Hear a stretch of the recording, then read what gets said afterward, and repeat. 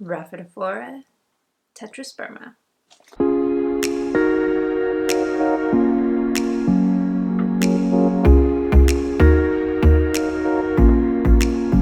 Alright guys, so today's video is all about the RHAPHIDOPHORA tetrasperma.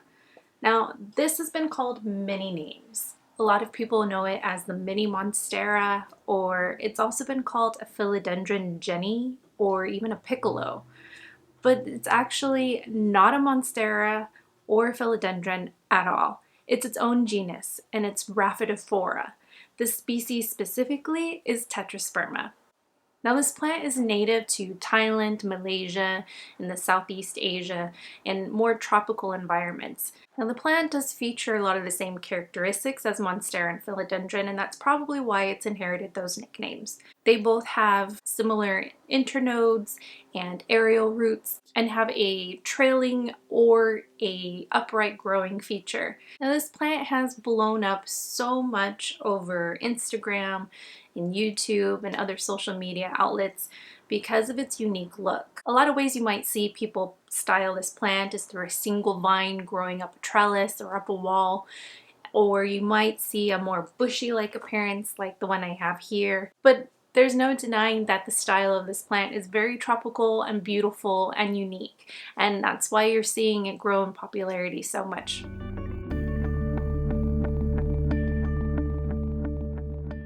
Now, as far as lighting is concerned, they do love very bright light, but you have to be careful not to have too much direct sun because the leaves are on the thinner side.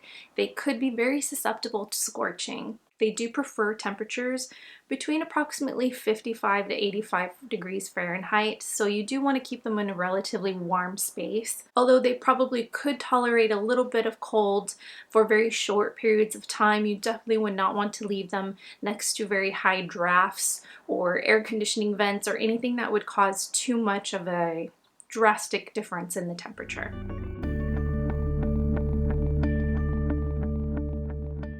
Now, as far as watering is concerned, the experience I've had with RHAPHIDOPHORA does differ a little slightly compared to a Monstera or Philodendron, for example.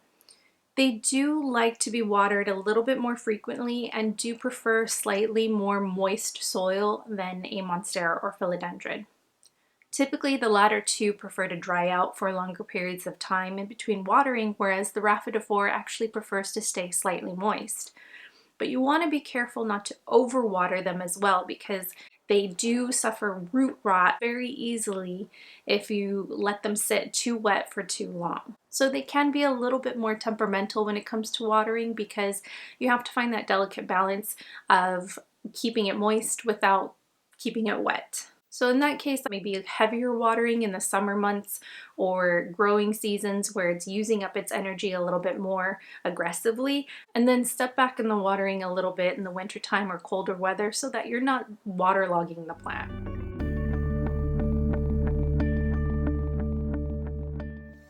Now, being that this plant is from the more tropical environments, you can imagine it loves humidity. Ideally, it would flourish in very high humidity, but it does handle household humidity very well.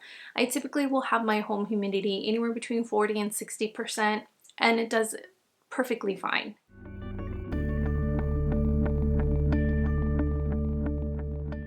Now, when it comes to fertilizing this plant, one thing to keep in mind is that it is very susceptible to fertilizer burn.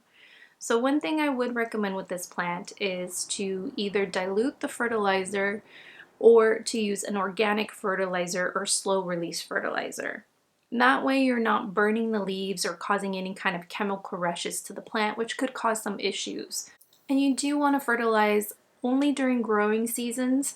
You can fertilize in winter or colder seasons if your plant is still showing signs of growth, but that depends so much on your environment because what might work for me in Los Angeles in a very warm climate wouldn't work for somebody, say, in a much colder or snowy environment in the wintertime. So take that into consideration when really deciding when to fertilize and adjusting your watering needs. As far as pest pressures are concerned, it is susceptible to spider mites, and the big pressure that I have noticed in my experience is fungal root rot.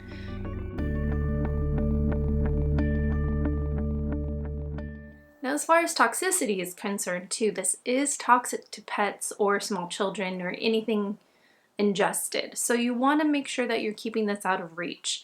They contain what's called calcium oxalate crystals in the sap, which can cause tears, micro tears, or issues in the esophagus if it's swallowed. Now, there's a big debate in the plant community between a naturally grown Rhaphidophora and a tissue culture generated plant. Now, because it is such a big topic and there's a lot of sides taken when it comes to this plant, I'm not going to dive too deep into it, but I will kind of summarize what some of the debate is. A lot of people who have grown both have noticed differences in the leaf size or shape, or also the speed of growth or the ease of propagation. Now, this can vary so much because everyone's growing conditions are very different as far as the atmosphere in their homes, but general consensus is tissue culture plants tend to have smaller leaves or could be more difficult to propagate or grow. Now, that can be all up to you and what you decide, but generally, if you look at both plants, the differences could be very small to the naked eye that you might not necessarily notice a difference if you see the plant on its own, unless you have it sitting next to its counterpart and compare the two. But generally, if you're finding this plant in a plant shop or nursery or even a big box store, the chances are that this plant is probably generated from tissue culture. And that is because tissue culture does increase the speed of producing these plants out for the masses. Now, I don't know for sure, but just based off of my research and what I know of the differences between the two, I'm probably 99% certain that my plant is actually a tissue culture, which I'm perfectly fine with. I have no problems with this. But I do notice some things when it comes to propagating that has made it a little bit more difficult for myself. Now, the idea of propagating this plant seems fairly simple.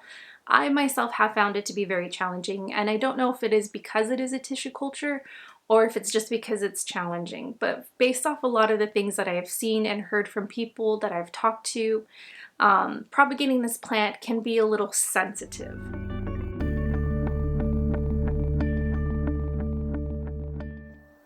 But real quick, before we get into propagating the plant, I want to talk a little bit about some of the troubleshooting for this. Now, a couple of the things that people notice with this plant that might be potential problems, I want to kind of talk through and what could be potential issues that maybe you could spot or that you could fix. Now, this plant does love bright light. So if you do have this plant where it might not be getting the most optimal light, what could happen is the internodes can grow very long, and you could get a very leggy plant or see a decrease in the amount of leaves or a decrease in the leaf size. So if you find yourself losing a lot of leaves, or perhaps you could be finding your leaves growing out smaller or very far apart, check your lighting and ensure you're giving it the adequate amount of light. If you notice yellowing in the leaves, typically that becomes a result of a watering issue. So you might want to check your soil and ensure that you don't have any soggy parts or too high of a water retention. It could be the soil mixture you're using, or maybe your pot doesn't have proper drainage.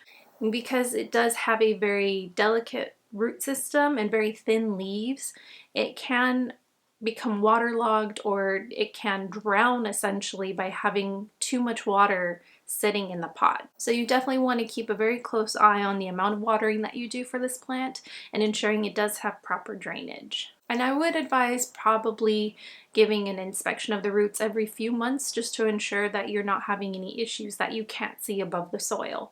It might show some signs of decay or sogginess, or you might even notice some brown spots or some changes in the leaves that might also indicate there could be a little bit of rot happening underneath the soil. As we discussed too, pest pressure, spider mites can be a very common issue for this plant. So it's very good to inspect the leaves and to prevent any pest pressures beforehand by either giving it a proper cleaning using either a neem oil or some other horticultural means. But prevention is probably the best key when it comes to that. If you notice that a lot of the browning could be happening in the center of the leaves, that could be an issue with sunburn. Check and see that you might be giving this plant too much direct sun. Brown spots in the center leaves could also be a nutrient issue, but that could be a deeper thing to dive into. So check your lighting first and then make sure that you're getting the accurate amount of nutrients that plant needs. If you're noticing crispy edges or brownness along the edges of the leaves, more than likely that's probably a humidity issue. So you probably would want to adjust and tackle that. And the most dependable way of increasing your humidity is using a humidifier.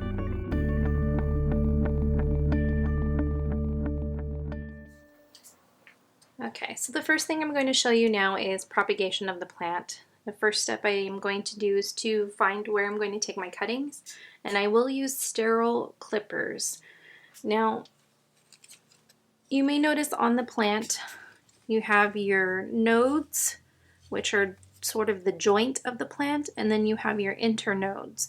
We want to make all of our cuts on the internodes, and that way we can ensure that the aerial roots, which are these little nubs that grow out of the nodes, will be able to take root and we can get growth from those plants.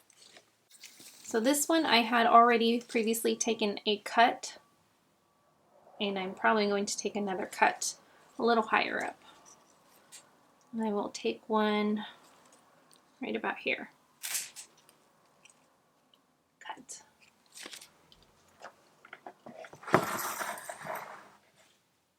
Now this piece, you will notice I have 1, 2, 3, 4, and 5 nodes.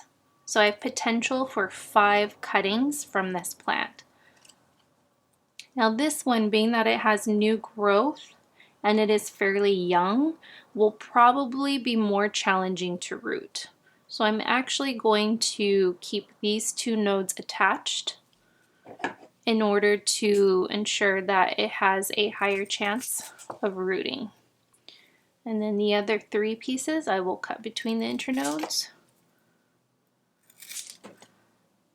And I will have 4 pieces that I will propagate. Be very careful with the sap because, as I mentioned earlier, with the toxicity of this plant, it does have very fine crystals in there and that can cause skin irritation or be toxic if swallowed.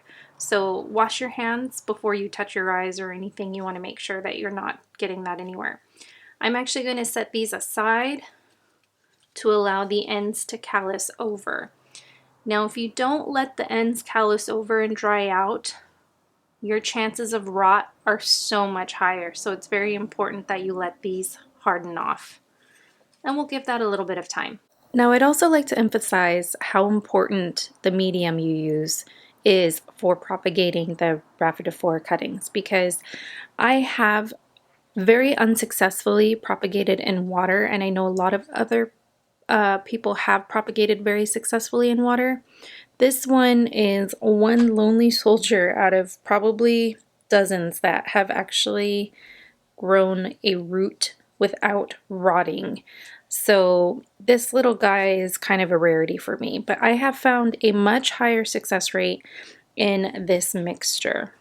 I use what is called a dirty sphagnum mixture, which is not pure sphagnum moss, and it is not soil. This is generally a sphagnum mixed with coco coir and perlite. The reason why I use this is because I have found, not just through my experience, but through talking with other people who have failed at propagating, the roots require a very, very high amount of oxygen. And unfortunately, water sometimes, although it does provide oxygen, does not provide the circulation it needs. And with sphagnum alone, I feel that it retains so much moisture that it can also cause rot. So when I mixed it with the coco coir and then the perlite, which adds for drainage and aeration, that it is definitely increased my success rate. Now I also cut my sphagnum moss into smaller pieces because sometimes when the pieces are too large, like these, it can retain so much moisture that it increases the chance of rotting. So I'm going to finish cutting this up into smaller pieces and I'll mix all this together so you can see how it looks. So once I have my dirty sphagnum mixture, this is what I'm going to use to put my propagations in. Again, a lot of people have had really high success with just propagating in water. I, however, have had nothing but rot happen when I put my cuttings in water. So this has been the most successful method I've used when I've propagated my Rhaphidophora.